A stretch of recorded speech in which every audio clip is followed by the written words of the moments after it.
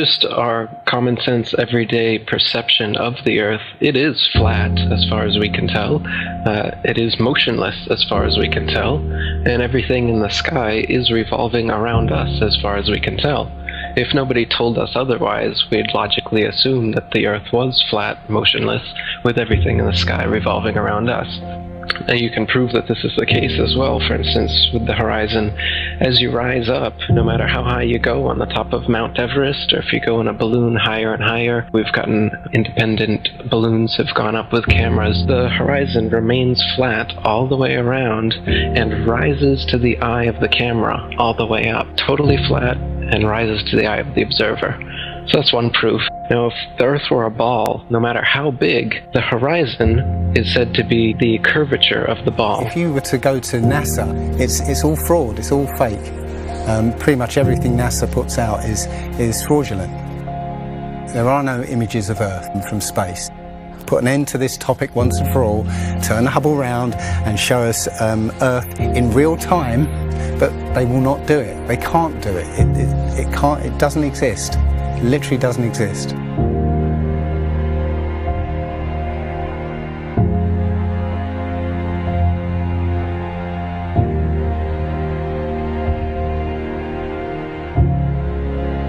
Looking at these images of Earth, including the one they call the Big Blue Marble, which was released in 2002, I think.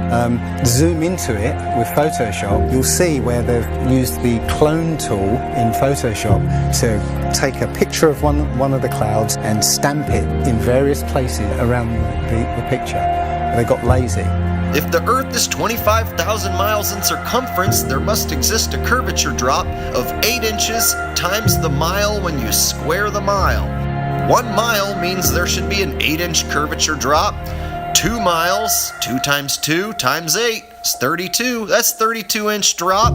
3 miles would be a 72-inch drop. And this would exponentially continue. Here's the longest bridge in the world. The Danyang Kongchong Grand Bridge in China. 102.4 miles long. There should exist nearly 7,000 feet of curvature drop in that bridge. 7,000 foot curvature drop. Do you see it? It ain't there. Look at the horizon. It's flat.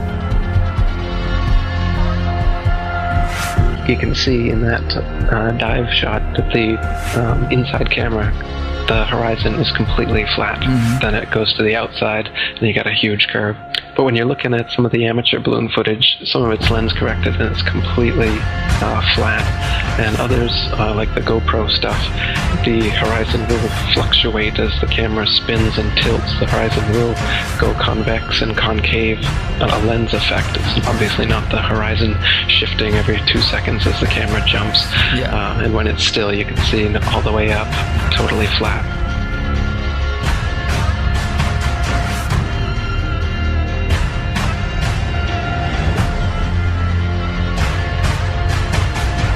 NASA is essentially Hollywood, and all the images that you think you've seen of a spinning ball Earth are faked. And all the amateur balloon and rocket footage that we've sent up there shows a flat horizon that rises all the way up. And that's impossible on a ball. Humans, for the most part, don't have a clue. They don't want one or need one either. They're happy. They think they have a good bead on things. But why the big secret? People are smart. They can handle it.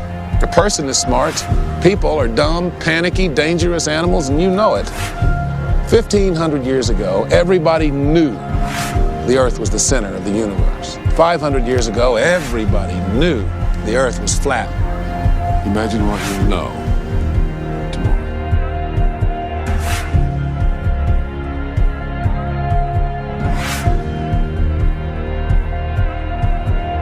The horizon, for instance, is always completely flat, and you don't feel any motion. So if you were just born today and looked out, you wouldn't assume that you're standing on a spinning ball. You'd assume that you were on a flat motionless plane. So to assume that we are on a spinning ball is actually contrary to our common sense and our everyday experience. And there's also experiments that have been done to test whether we're on a spinning ball or not.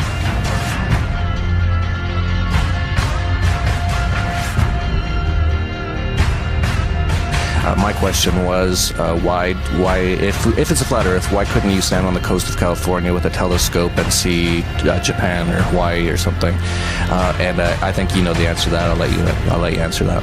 Yeah. You can't see an unlimited distance. The lowest layer is the densest and not transparent. So if you imagine like a hot, humid day, the haze over a road, all telescopes will eventually blur out in that same kind of way due to the air. So no, you can't see an infinite distance. Is the Earth flat or round? It's round. Okay, now let's see. How do we go about proving that? Go to the seashore. Go to a seashore. Watch as ships sail away. They don't disappear all at once. No, first, the bottom will disappear. See, the bottom of the ship is gone. Now we can see midway up, and then the whole thing disappears. Now, ships came back. They didn't fall off the table. So people realized that the world is curved. I mean, it's a big curve, but it's curved.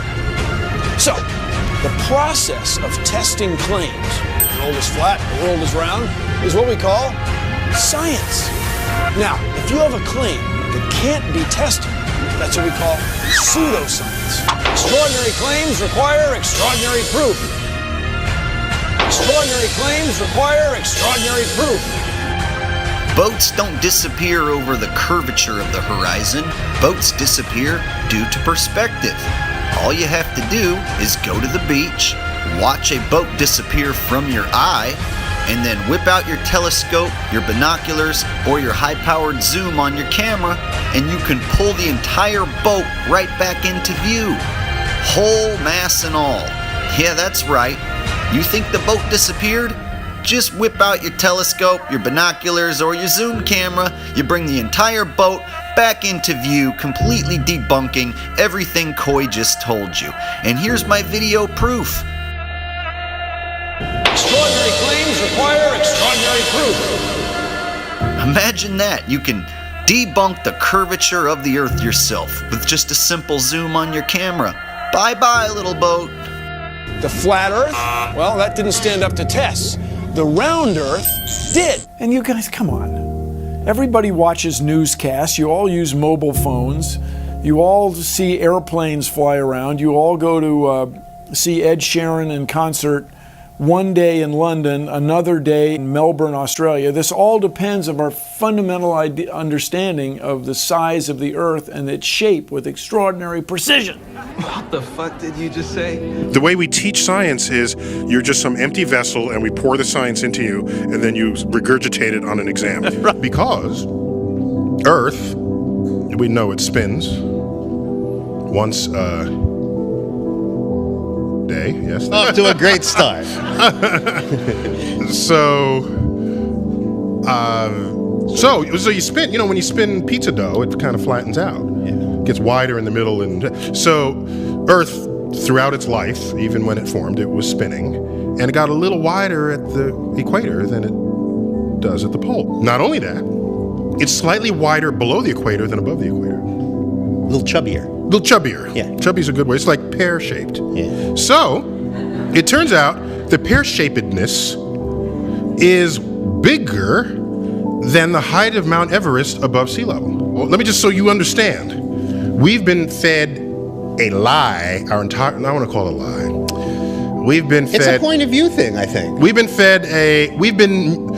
Earth has been misrepresented to us by science. Pear-shaped. Science! So they're all trying to figure out, is the universe spinning around us or are we spinning around the universe? They tell you We don't know shit. We're looking at a bunch of lights in the goddamn sky. You're gonna tell me that that light and that light that's 250, 100 trillion light years away? How the fuck did you figure that out? And you learn. Well, don't they have an explanation for that shit? No, exactly. That's what you just said right now. What you just said now is what everyone's natural reaction. Because anytime someone says anything about space, you automatically think someone figured it out. You don't know the guy's name. You don't know the name of the experiment. You didn't look into it yourself. You just think when someone tells you, how far is the Earth from the sun? They'll say, 93 million miles away. Like you just, everybody relies on someone figured that out and someone double checked it. You're going on what you read. And right now, cosmology, they don't know what the fuck to do. You know what they found out? The cosmic microwave background shows that all the galaxies are on shelves lined up to us. That we're at the fucking center. They don't know what to think about. Yeah, there's a lot of controversy going on about it. You should see the stars do all sorts of strange motions, but you don't. You only see them make these perfect circles. That tells me that it's the stars that are moving, not the Earth. The Copernicus principle, the one that we live by, is that we're insignificant, we mean nothing, we're a speck in the universe. That's the heliocentric model, that we go around the sun. The geocentric model means that everything goes around us. That's what this is in the Bible. That's what the first astronomers were saying. Ptolemy was the first one to say, yeah, we are the center. You can tell based on these observations, everything's revolving around us. Earth is the center of the universe, and we stand still, and the universe spins around us. You know what? They've lied so much. NASA's lied so goddamn much that I don't believe shit they say. They've got that satellite image of that frozen moon. What's that frozen moon? Oh, let me see if that's CGI. Find that They got a picture of a frozen fucking moon? I guarantee you it's CGI. No way they could take a picture. Heliocentric models in trouble. Watch as the sunlight shrinks and follows the sun. It's definitely a locally illuminating sun, not far away, not very big, and definitely not 93 million miles away.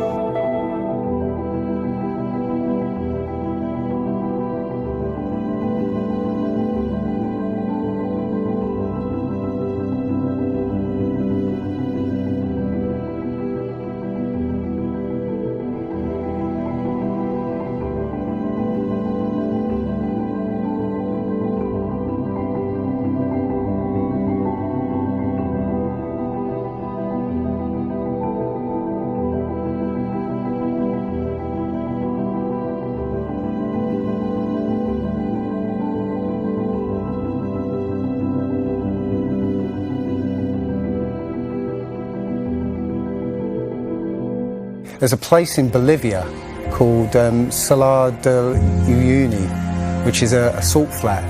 It's literally 100 miles wide one way and 80 miles across, and it's perfectly flat. And when it rains, literally you get an inch of water, and it looks like a perfect mirror. Now, how does that happen on a sphere? Yeah, it shows you that, you know, if you're one end of this salt flat, you can see perfectly clearly the other end 100 miles away. So it's just showing you that, the Earth is flat, and without the effect of the waves in the sea, you'll be able to see a whole lot further.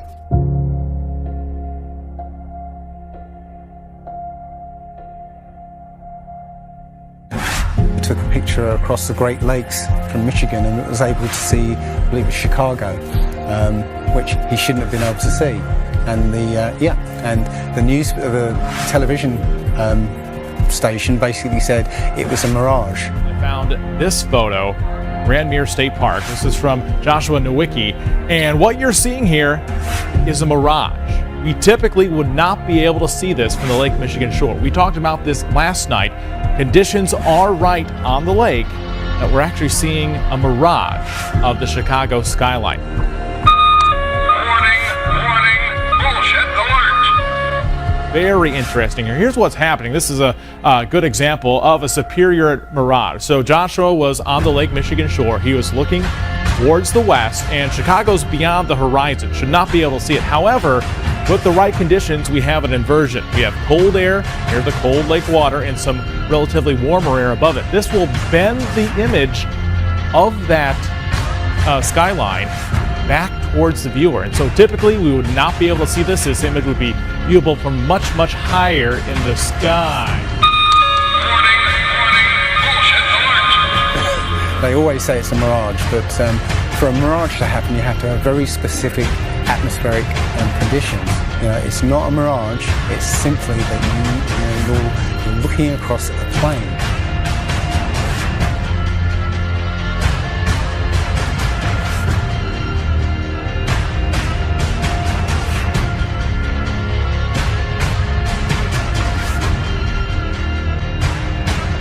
Now, how come in all these ball pictures, man, you can see all the continents pretty much, and there's just a little bit of clouds here and there. Man, it's like some of these pictures, like there's some where they show the Earth at night and you can see all the lights and stuff. It's like, you're telling me the entire continent didn't have clouds?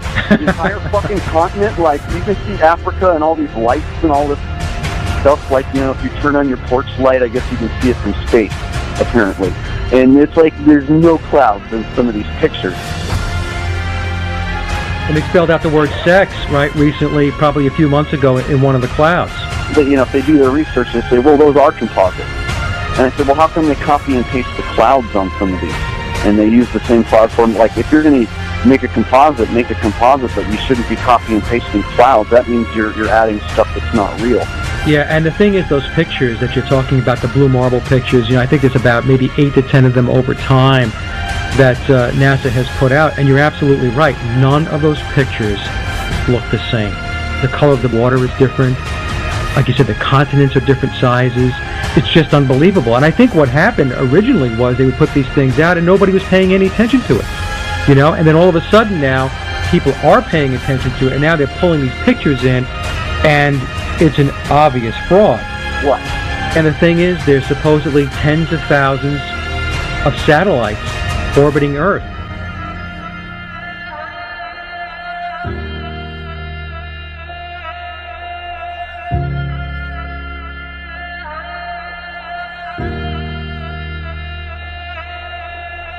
We can't get any close-ups of Earth. We can't get a view of Australia with the buildings upside down.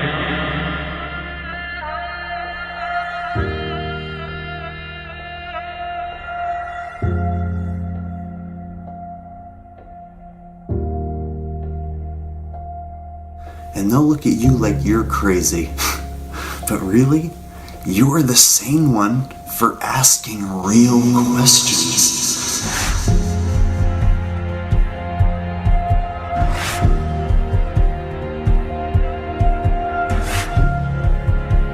They're the fucking idiots for just repeating school book bullshit. That's how it works. I was taught school book bullshit in public school, and somehow I was able to break free and free my mind. You know how I did it? I watched NASA rockets explode a bunch of times.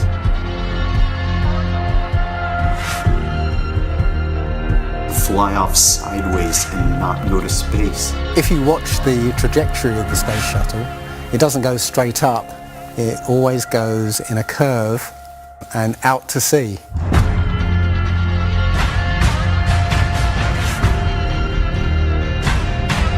The point is, they actually go horizontal. The space shuttle goes horizontal. It never goes any further up. It goes horizontal, very, very low down in the atmosphere. It's still in the atmosphere while it's horizontal, so it never gets any higher. And it goes out of sight, not because it goes too high, because it goes too far downrange. And they have a plane that's mocked up to look like a space shuttle. It's a jet-powered aircraft. That's it. It's not a glider. It's an aircraft. And that's what they're fooling us, taking billions of dollars in and giving us images and fake planes for that 10 billion. however many billions of dollars it is. What goes up must come down. And literally, we have not ever seen anything that has ever gone up and not come down.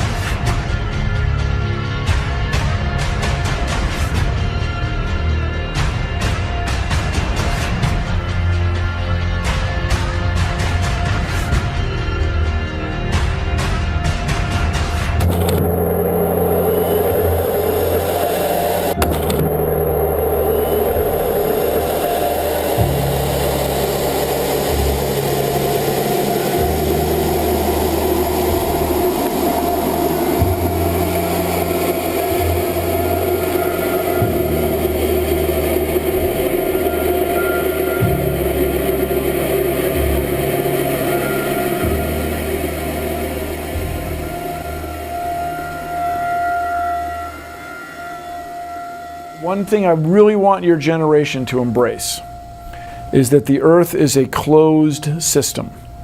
We cannot leave the Earth. There's no place to go.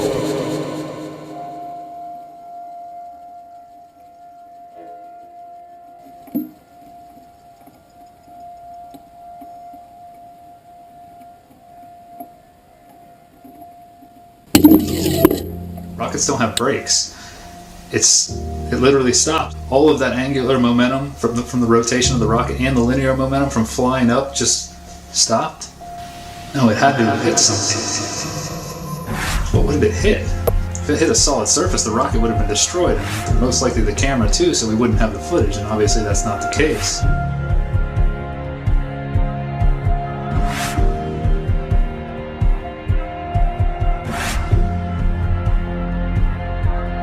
Kicks and deals. It's a long fly ball going back, and the ball shatters the sky, bringing the ocean itself down into the stadium. Oh, Simpson just broke this dream's reality wide open. I know we have still not shattered that highest and hardest glass ceiling, but someday someone will, and hopefully sooner than we might think right now.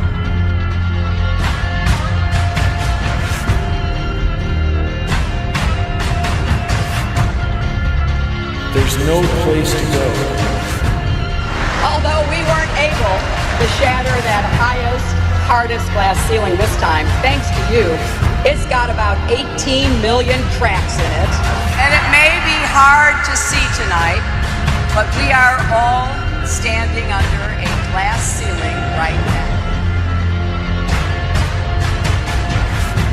People figured out that we were an enclosed system. The more advanced we got, it would be the biggest thought on our minds. That's all we care about. You could make a wildlife preserve 1,000 miles square. All people, all human beings would do is just be knocking on the fence constantly, going, why is this fence here? Who built the fence? Why are we in here? And so on and so on. Why do you think that Truman has never come close to discovering the true nature of his world until now? We accept the reality of the world with which we're presented.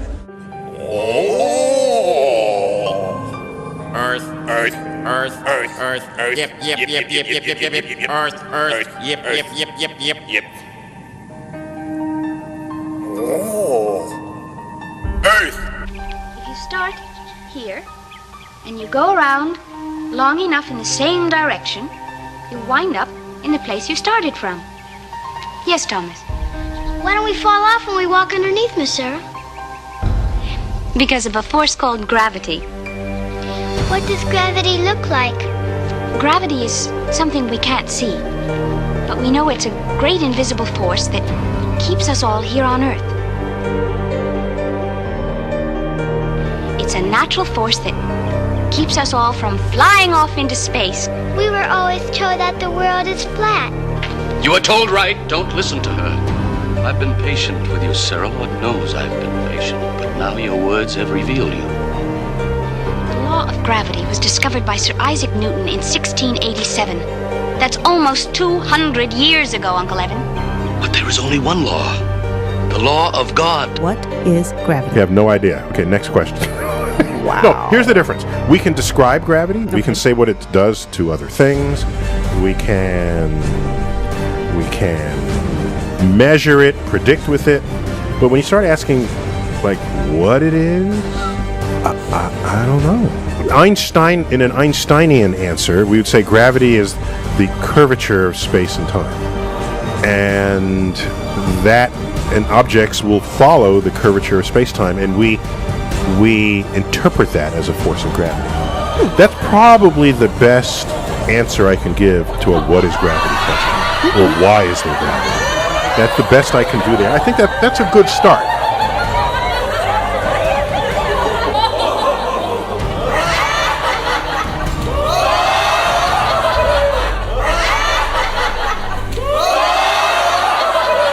The world is round. What? You know how everybody believes the world is flat, like a pancake? Well, they're all wrong. The world is actually round, like an orange. The world is an orange. And? And? Well, that's it. It's a great idea. It's one of my best ones. Yeah, but what kind of orange? Is it a navel or a juicer? What? Look, just sleep on it. In the morning, the idea will come to you again, and you won't even remember where you got it. Get it? Got it. Good. I must say, I really thought you'd catch on to this a little quicker, Copernicus. What? My name's not Copernicus. I'm Charlene Sinclair. You're not Copernicus? This isn't 16th century Poland? Oh boy, I screwed up. How do you brainwash? You repeat the same thing over and over again. You know, if somebody's resisting the concept, if you keep fucking repeating it, they'll incorporate it in their brain. Since you were a kid, you've seen this image. But you've never seen it from that point of view. But your brain has three-dimensionalized. Oh yeah, that's the Earth. How? Through repetition. Let's just all get on our hands and knees and wait for a scientist or an astronaut to come along, or Neil deGrasse Tyson to come along and bestow upon us their knowledge. Now, as you can see, this is the evolution meter, and I've put God, the creator of everything, on the right side, and evolution on the left. I won't change my mind, because I don't have to, because I'm an American. I'm dug in, and I'll never change. Mac, look, you're wasting our time. You're not going to get us to not believe in evolution. And why is that? Because the smartest scientists in the entire world all agree that it's real. I'm glad you brought that up. Mr. Reynolds, these were all the smartest scientists. Only problem is, they kept being wrong! This is insane, you fool! I'm a fool because I have more faith in the saints that wrote the Bible? Yeah, because you just read the words of a bunch of guys that you never met, and you just take it on faith that everything they wrote was true.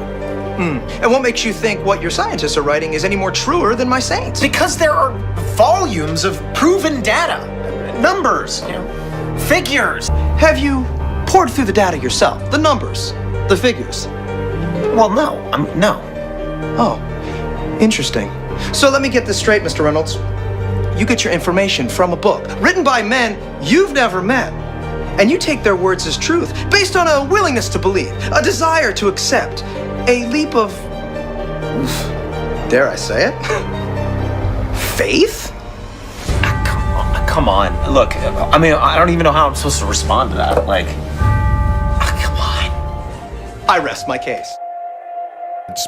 Matter tells space how to curve. Space tell... Did I get that right? The science community is ignoring a lot of the things that we're looking at, and so normal people are going out and doing experiments. And one of the experiments has turned up an amazing fact that we've not been told, and it destroys the whole idea of this heliocentric system, and that is the moon. Now, you can actually measure the temperature of the moonlight next to the temperature of the shade of the moonlight, and you'll find the moonlight is colder than the shade, the opposite from the sun. So the moon is throwing out its own light, and that light is the opposite from the sun. Now, that tells you that it's not reflecting the sun's light. It's producing its own, and its light is different from the sun's. So, you know, the scientific community have not told us this, because they won't tell us this, because it destroys this idea that the sun is lighting up the moon. everyone knows, like, if you're in sunlight, it's colder in the shade, right? So if it's 100 degrees in the sun, it's 90 degrees in the shade. You go to the moonlight, like especially in a full moon, especially if it's high in the sky, the moon is its own independent object.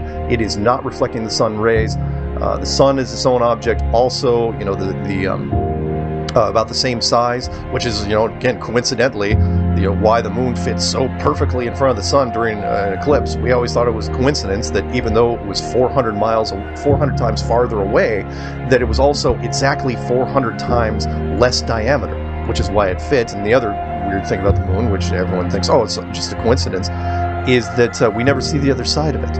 It's constantly perfectly rotating, so we only see one side of the moon. Exactly one side. It's not like we have like a quarter of a degree every 5 years or half a degree here and there. It's always the same side. There are no coincidences when it comes to this system. It was deliberately built, but I think it was deliberately built to be detected. And I think we were naturally supposed to figure this thing out maybe as late as the 1970s, but the government figured it out first, and they have been spending a heck of a lot of money trying to keep it a secret.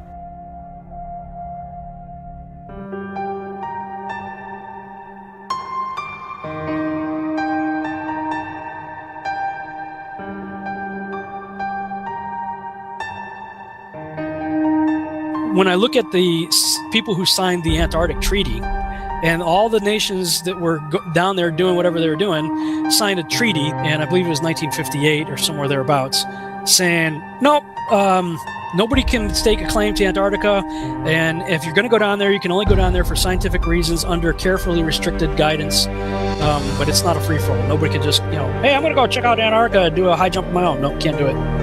It's the only treaty that's all these countries have signed and never broken and completely agreed on. It's the only one. What treaty is there that everybody's agreed on? We're being kept away from it for a reason. They have some scientific bases there, and literally it's controlled by the military because they don't want you finding out what's beyond. During 3 voyages lasting 3 years and 8 days, Captain Cook and crew sailed a total of 60,000 miles along the Antarctic coastline, never once finding an inlet or path through or beyond the massive glacial wall. So the other question is, well, how come ships don't go off the sea if it's flat? How come ships don't fall off the edge? Well, here's why you don't fall off the edge. There's a 200 to 300 foot high wall that is the border that Scripture says is keeping everything in. Nothing's going past that.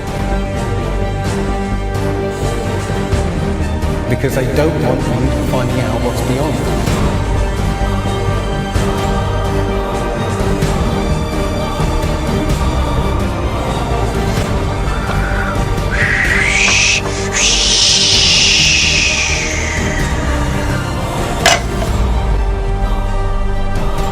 Personally, I think the unconquered south face is the only one worth scaling. It's a 20,000 foot sheer wall of ice. But that's never stopped me before. Risk? Of course I'm aware of the risks. Thank you for your concern. Here's the picture of the Earth from space. There it is. Since you were a kid, you've seen this image. But you've never seen it from that point of view. You've never seen that with your eyes from that scale of a model, that point of view, from outside of the planet's surface. Well, here's the first image that sold the whole thing.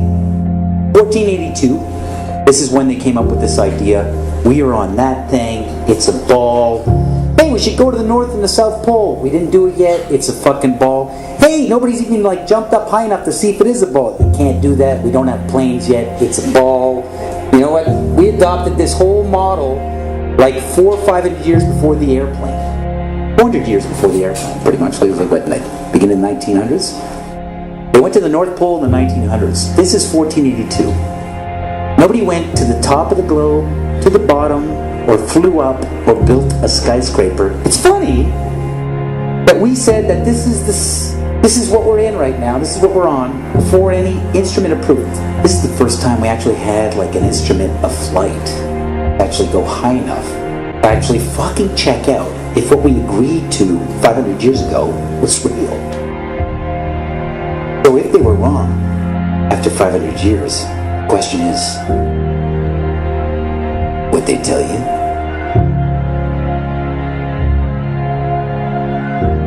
Newtonian physics. Why objects move on a ball spinning 1,000 miles an hour while it's going 26,000 miles around the sun.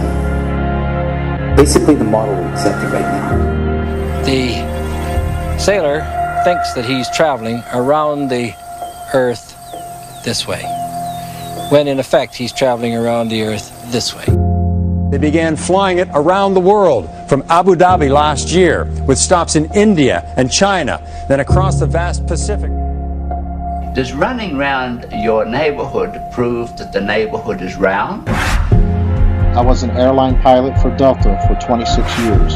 A pilot's primary flight instrument is his artificial horizon, which he has to be maintained level to keep from climbing and descending. From a cockpit, weather permitting, I could see hundreds of miles in all directions, viewing cities connected by roads across the flat plain as far as the eye could see. Nothing ever leaned. If a pilot is flying around the curve of the Earth, then he should be dipping the nose down every 5 minutes. He should be dipping the nose down to stay around the curve. That's absolute proof that a plane flies over a flat surface rather than a curved one. But I went to the manufacturer of the artificial horizon, and they confirmed to me that it's completely mechanical, nothing electronic in it whatsoever. So it's literally just a gyroscope that can freely move.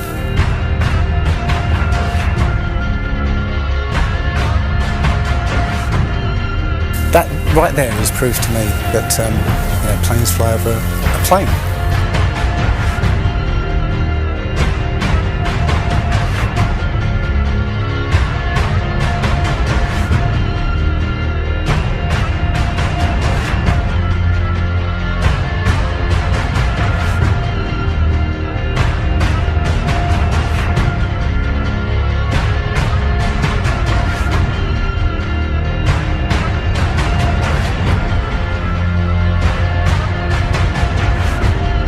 Flat Earthers, it's time. We are going to destroy the globeheads' arguments concerning flight routes.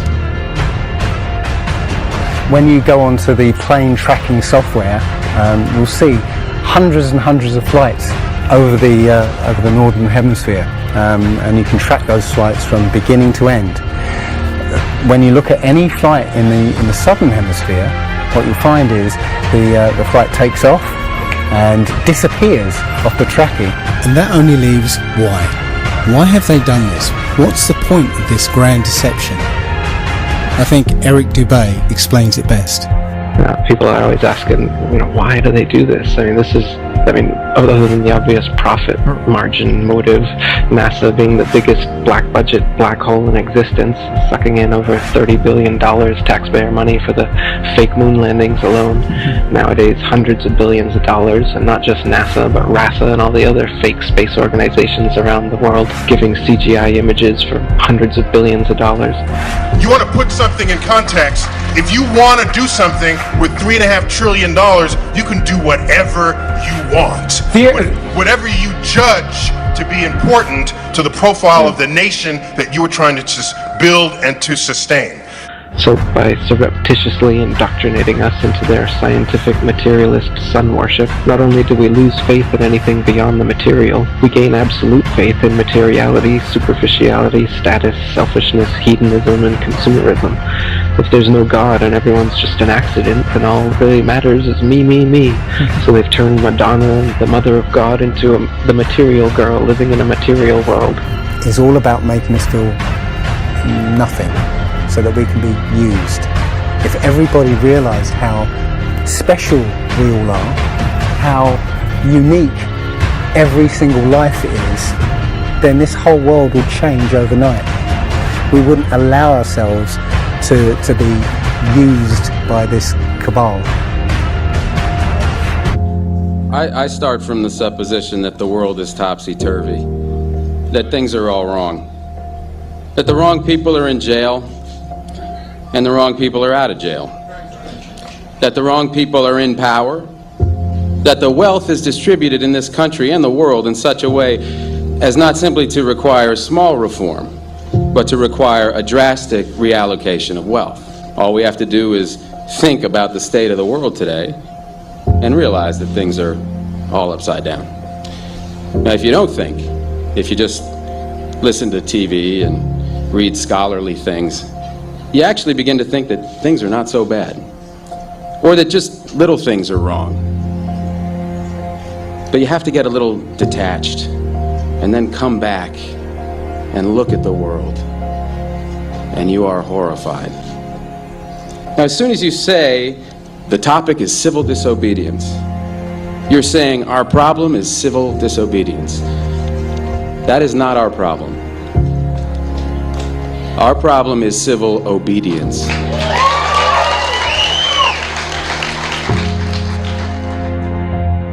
I think all our society is run by insane people for insane objectives. You know, and I think that's what I sussed when I was 16 and 12 way down the line, but I expressed it differently all through my life. It's the same thing I'm expressing all the time, but now I can put it into that sentence that I think we're being run by maniacs for maniacal ends, you know. If anybody can put on paper what our government and the American government, etc., and the Russian, Chinese, what they are actually trying to do, you know, and what they think they're doing, I'd be very pleased to know what they think they're doing. I think they're all insane, you know, but I'm liable to be put away as insane for expressing that. You know, that's what's insane about it.